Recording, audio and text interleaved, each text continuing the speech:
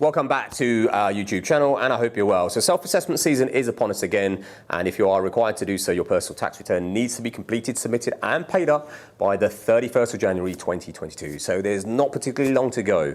So in this video, I'm going to cover, do you actually need to complete and submit a return for the 2021 tax year?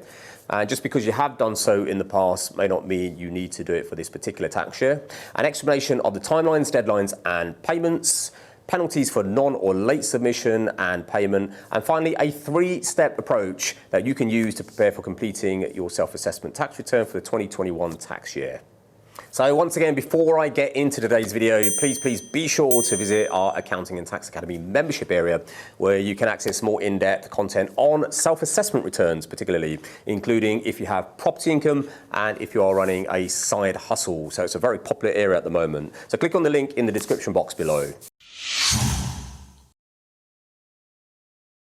Do you even need to complete and submit a tax return for the 2020-21 tax year? Well, that's the question, and this is the first thing you need to establish. So you may have received a notice to file a return from HMRC, as they believe based on past returns you may have to do one for the 2020-21 year.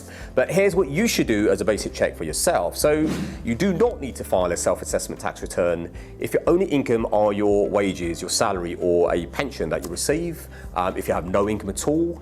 But you do need to file a self-assessment tax return if, aside from your income that has been taxed at source, normally your employment income for your job, you have any other untaxed income. So examples are money from renting out a property, tips and commissions, income from savings and investments, for example, income from dividends, either from your own company or external shareholdings, and also if there's any foreign income coming in from overseas.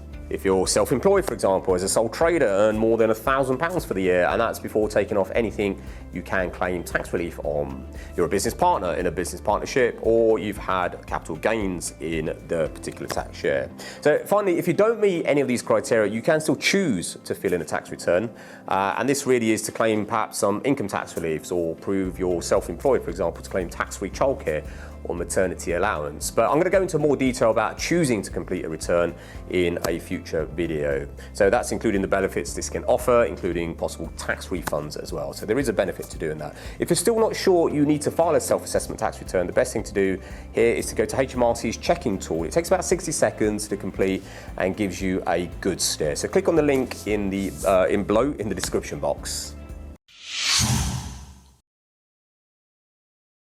So let's break this bit down. So the 2020 to 21 tax year spans from the 6th of April 2020 to the 5th of April 2021. So that time has already elapsed. The activity that may give rise to tax during this period is what is being assessed. And the deadline to submit a return for the period is by midnight on the 31st of Jan 2022, and payment must also be made by this time too. So you may also have to make what's known as a payment on account. And let me explain this in a bit more detail. Let's say, for example, your tax bill for the 20 to 21 year, that's the year that's just gone, tax year, amounts to £2,500. HMRC will take this figure and assume your tax bill for the next year will be of a similar amount. And because of this, they will then request you make two payments on account, or in other words, in advance, of £1,250 each. The first on the 31st of Jan 2022 and the second on the 31st of July 2022.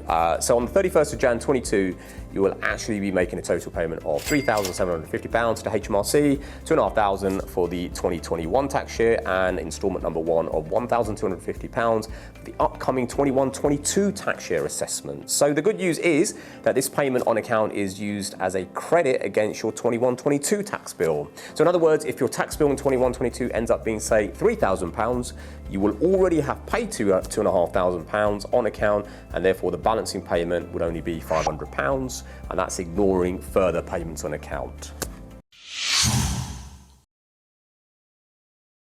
There are penalties and interest, unfortunately, in two particular scenarios. So number one, if you send your return late or not at all, regardless of whether there is tax owing, and number two, if you pay your tax bill late. In both scenarios, that is after midnight on the 31st of January 2022.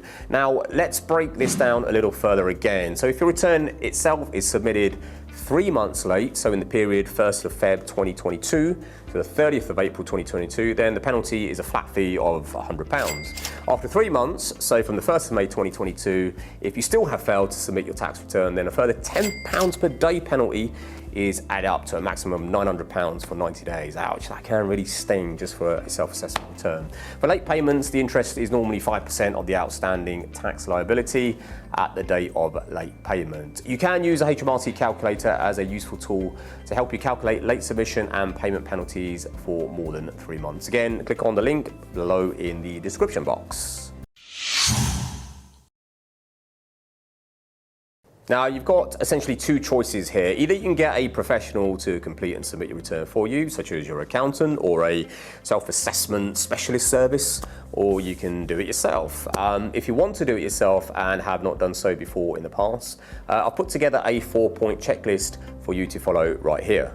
So if you've not already done this before in the past, or either by your accountant or even yourself or anyone, as a matter of fact, then you will need to register to submit a return with HMRC. Again, you can click on the link below on how to register. Once you have registered, you will be sent a unique tax reference number, also known as a UTR, and you're going to need this and cannot complete or submit a return without it. So a very, very important number there. Register for an online government digital account or use a piece of commercial software. Again, there's a link below in the description box to help you here. And get all your relevant information together, your P60s, your payslips, statements, property income and expenses, whatever it is you will be declaring, get yourself organized up front. So the process of actually completing the return is swift and straightforward. And also remember, if your return is ever audited or investigated, and that goes into even further depth, then you will need to often provide evidence to substantiate any numbers you have put into your return. So my only advice here is don't put anything in your return that you cannot back up with evidence.